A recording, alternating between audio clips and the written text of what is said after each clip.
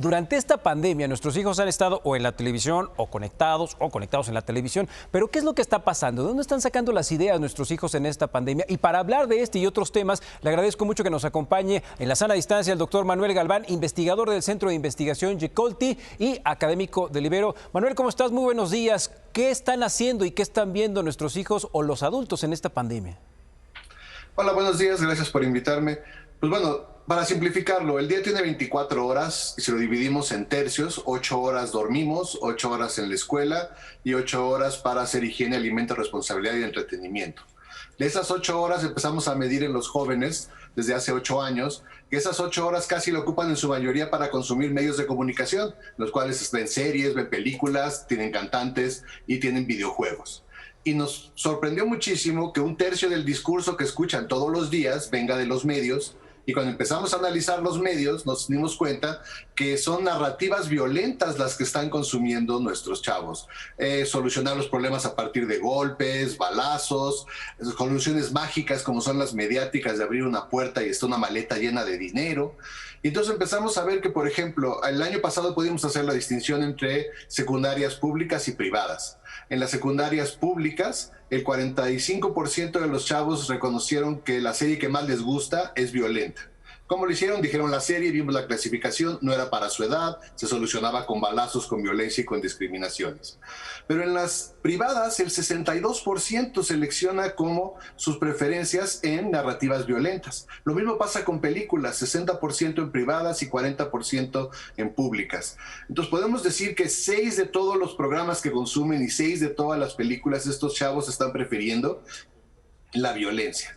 El conflicto de esto es que cuando tienen que solucionar un problema en la vida cotidiana, al solo tener un referente o un referente muy fuerte que está todos los días presentes, porque digamos que la escuela acaba los viernes y ahora en vacaciones no hay escuela y se consumen todavía más medios, son situaciones violentas. Donde nos llamó la atención es en los cantantes, pensando en los géneros que tenemos hoy en día, en estos reggaetoneros, estas misoginias, estas discriminaciones líricas, esas toxicidades de relaciones. Solo un tercio de las canciones que escuchan los chavos y las chavas tienen que ver con violencia, las demás tienen que ver con amor, con relaciones saludables, con familia, con diferentes tipos de esquemas. Y los videojuegos es lo que más nos llama la atención. 50% en las escuelas públicas consumen videojuegos maduros. Maduros quiere decir que solucionan la vida a partir de toxicidades, golpeos, violaciones, ganarle a partir de competir erróneamente con valores con el otro. Y el 10% en las privadas. Aquí sí tenemos la primera disparidad en lo que tenemos en el consumo.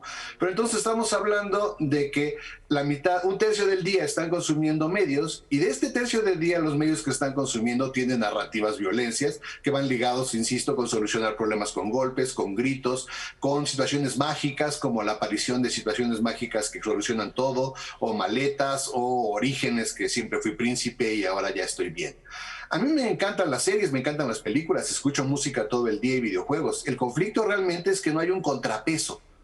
Entonces, por eso dividí estos tercios de 8. Entonces están dormidos, están en la escuela, que hay un contrapeso, pero un contrapeso pedagógico educativo, no siempre de valores.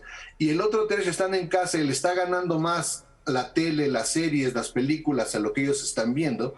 Entonces lo que no tenemos es un contrapeso para hablar con ellos y ellos a veces piensan, con esta gran cantidad de consumo mediático violento que tienen, que la vida se soluciona así. Que tenemos un problema, pues a golpes lo podemos solucionar. Que tenemos una complicación, pues las ganas son de que es una toma en la tele, ¿no? O sea, está deprimido, llega alguien, le hace pat, pat, pat en el hombro y ya está feliz. Entonces, debemos de tener ese cuidado como familias, tenemos que tener ese cuidado como parientes, como amigos, porque tenemos que darle ese contrapeso dialogando con los jóvenes, con las jóvenes. Hablando, y entonces aquí me van a decir, bueno, pero yo me siento y ¿de qué le digo? Bueno, pues podemos hablar de los medios. Podemos hablar de cómo sienten que se solucionó el problema, el conflicto en este capítulo.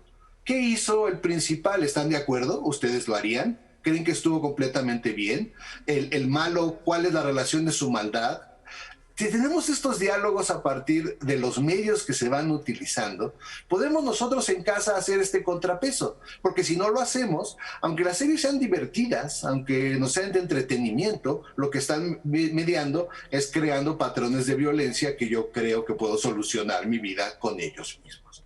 Y entonces, no hagamos de los medios los enemigos, sino que es el canal para dialogar, para ver qué hubieran hecho ellos en la situación que está viviendo la mamá. ¿Qué hubieran hecho ellos si el niño le hubiera pasado exactamente lo que estaba? ¿Cuáles son los valores que tiene la familia? Hemos descubierto hablando con las familias de que los papás tienen claros sus valores, pero suponen que los hijos los van a tener claros e interpretados de la misma manera. Entonces, los medios no hay que satanizarlos, no hay que apagarlos, porque ahora en día con esta pandemia, por ejemplo, pues aparte de que están todo el día en Internet, todavía ven 4 o 5 horas más de Internet, ¿no? Y todavía estos que estamos mencionando nosotros en el estudio tienen filtros, porque tienen clasificaciones, pueden verlos, pueden no verlos, pero cuando estamos en el Internet que no hay ninguna clasificación, nada más es no deberían de estarlo viendo mayores de 16 años, las ciertas redes sociales. Entonces la información que están teniendo nuestros chavos, nuestras chavas es tal grande, que entonces empiezan a dudar de la otra. Cuando a veces tenemos escuelas que solo memorizan situaciones o fechas y del otro lado las situaciones morales las resuelve un héroe o una heroína a partir de golpes, fuerzas mágicas, que está bien para nuestra imaginación, para nuestro entretenimiento, para crecer como personas, pero cuando llegamos a la familia y los problemas los empiezan a resolver a partir de lo que están viendo en estas situaciones de narrativas violentas, pues es cuando vamos a tener un problema.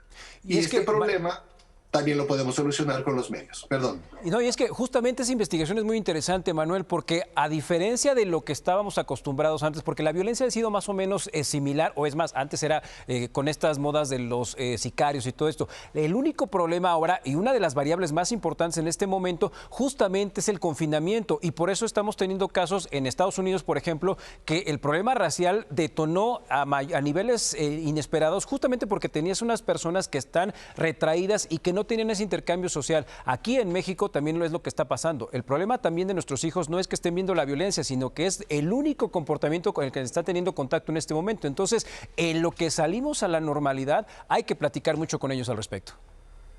Exactamente, el diálogo es nuestra herramienta y es muy fácil, nada más hay que empezar a hacerlo.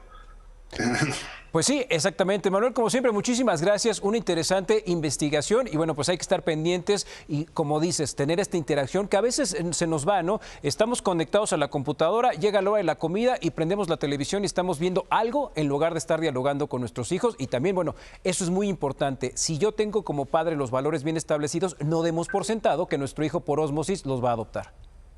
Exactamente. Muchísimas gracias, muy buenos días. Buenos días a todos. Así es, ahora vamos a noticias internacionales.